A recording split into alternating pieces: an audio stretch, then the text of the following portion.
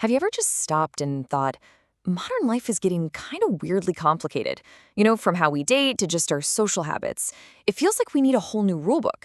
Well, what if I told you all these strange new trends are actually connected? That there's one powerful hidden shift happening right under our noses. Let's decode this whole new world together. Okay, first up in this new dictionary of modern behavior, breadcrumbing. And you've probably felt this one. It's when someone sends you just enough flirty texts or likes to keep you on the hook, like tiny little digital crumbs, but they never ever commit to anything real. It's a signature move in the wild world of modern dating. And then things get weirder with orbiting. This is when someone basically ghosts you, but they're still the very first person to watch your Instagram stories, right? They're gone, but not really. They're just kind of hanging out in your digital orbit, being confusing on purpose. And just when you think you're finally over it, you get hit with zombieing. Yep, that person who vanished 6 months ago suddenly reappears in your DMs with a casual hey, like they've literally risen from the dead and expect you not to notice. It's just as baffling as it sounds. But honestly, the final boss of all this confusing behavior has to be gaslighting. First, they disappear completely. Poof. Then they come back, but only to make you feel crazy for even thinking they were gone. They'll say stuff like, "What? I was just busy." It's a toxic combo, and for people like us trying to navigate this stuff, knowing the term is half the battle. So, all of this leads to the big question, what is going on? Why do we suddenly need this entire vocabulary just to describe how we interact? It feels like total chaos, right? But believe it or not, there's a pattern here. And the answer reveals a huge cultural shift that goes way, way beyond just dating. So what is this hidden pattern behind all the madness? It's a fundamental shift away from a life lived by default to a life lived by design. We're moving away from just automatically following the traditional, expected paths. Instead, more and more of us are starting to make conscious, intentional choices about how we want to live. And this slide right here, this is the key that unlocks the whole thing. On one side, you've got life by default. You just go with the flow, you do what's expected, you follow that tangled, messy path everyone else is on. But on the right, you have life by design, making mindful choices, asking why, and creating your own path with total intention. This simple framework explains literally everything we've just talked about.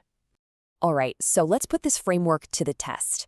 First up, let's see how this shift from default to design is trying to bring some order to the complete chaos of modern relationships. See, the default way of dating now, endless swiping, vague intentions, mixed signals, it's leaving people totally exhausted.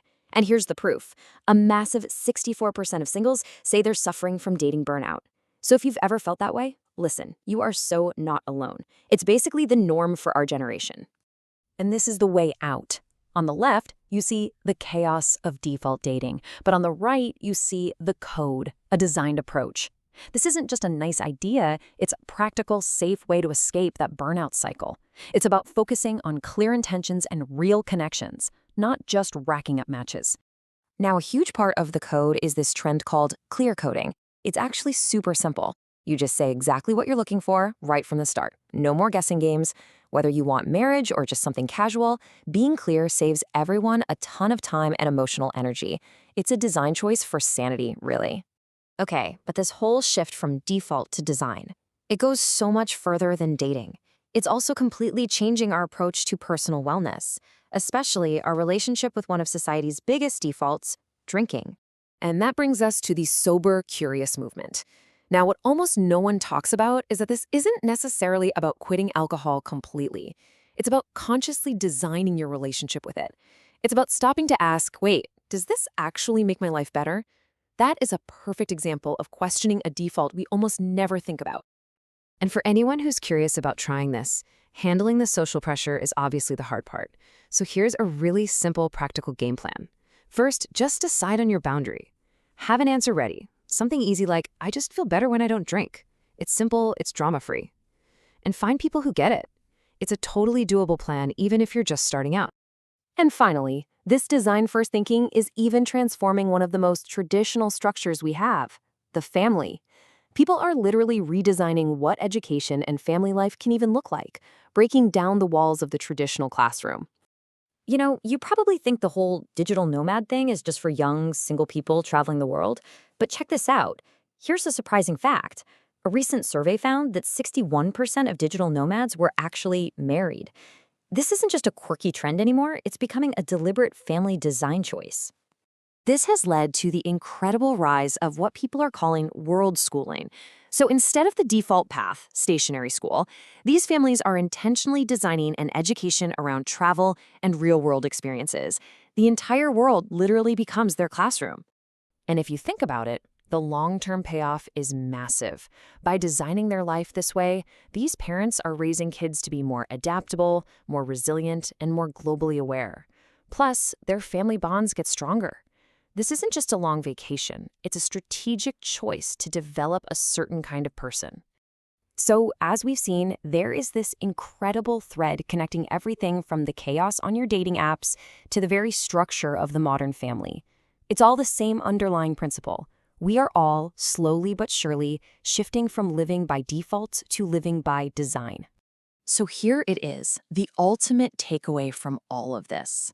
All these trends that seem totally separate, clear coding, being sober curious, world schooling, they're not random at all. They're all different ways of expressing one single powerful idea, a deep desire for more intention in our lives. Which really brings us to one last, very personal question.